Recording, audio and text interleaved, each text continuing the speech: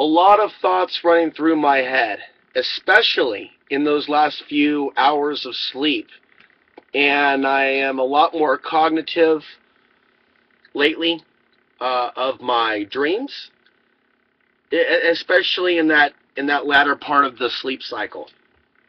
So this is quite a reflective time for me personally. Something to do with the combination of what's going on the planet and the universe, increased solar activity, other things other than that perhaps that we don't know about. Looking at all these world events taking place, feeling a sense of being overwhelmed, wishing I had personal assistants that were good at creating graphs, people that have a good background understanding of statistics. I would like to put that intention out to the universe to work with a team of trained professionals. Isn't exactly the word that's completely appropriate, but people that know what they're doing, people that know numbers, people that can get the statistical information that I'm asking for, and then we can put that up against the record of solar activity. We can look at when there's geomagnetic storms, and we can look at when there's certain events taking place, what types of crimes are taking place, and we can look at which areas are more affected. There's just a lot of different ideas that I have for advancing the solar flare research. And right now we're in solar maximum, and I'm feeling the effects. And the geomagnetic storm is expected today, and the effects of that, like the full moon, will be with us in the coming days. Start looking at what's going on in the news feed, but don't emotionally react. But look at what's going on at spaceweather.com. Take a look at what's going on with the sun. Take a look at these staged events. North Korea, Russia, battle between the police and gun owners. Battle between the protesters and police. Battle between politicians. And all this loneliness, all this sadness. I'm so overwhelmed. And then, there's what we're going through as individuals. There's what our cities are going through. And how do you even begin to start to discuss what's going on with Portland? It's horrible. And what's horrible is that I can see how we're affected when these things happen. And people are like, you're crazy. There is no connection. And I'm just like, God, how do I advance my research when I'm told I'm crazy and I'm living in a fucking glorified cardboard box? How do I take my life forward? So I'm not even doing a TV show tonight. It ain't about ego, but I want a certain amount of recognition. If I'm going to create alternative media content, I want it to get out there. And it's not getting out there. It's not even being shared on Facebook. People aren't even commenting on my shows. But they'll comment on the YouTube videos being done out of a trailer. It's fucking bizarre.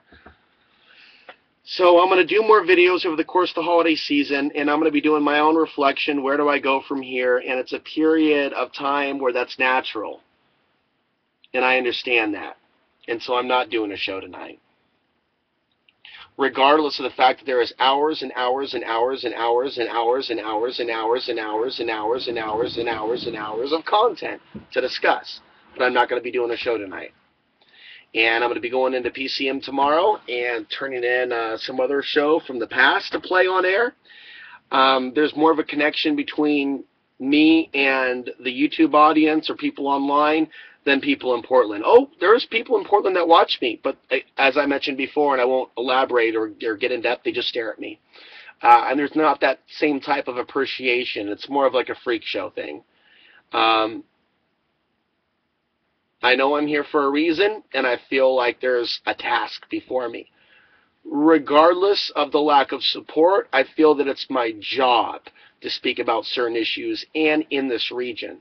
But forever and indefinitely, I don't have the answer to that question. If I had a support network in Colorado or a job waiting for me, and there's a time and a place for everything, but if I had certain things lined up for me, I'd already be gone. And perhaps it's for a reason that I don't have things lined up for me, and perhaps it's because I need to be here. But in the immediate here and now, it's me being here reflecting. Even though I'm making a video now, I do not feel that tonight is the night for me to be doing a show. And I feel that even though some people value what I'm doing, I'm not really hearing it, I'm not really seeing it, and I'm a little disturbed when I look at world events and other things, and the lack of human compassion. I really don't want to go down this road. I'm not going to go down this road. I'm not going to go there. I'm not going to go there. This is just simply a reflective time for me in ways that I'm really not sharing on YouTube.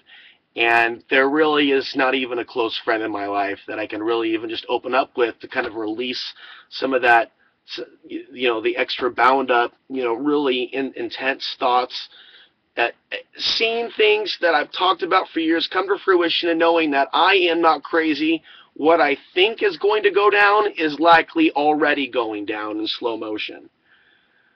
And how do I find the words to reach the most people in order to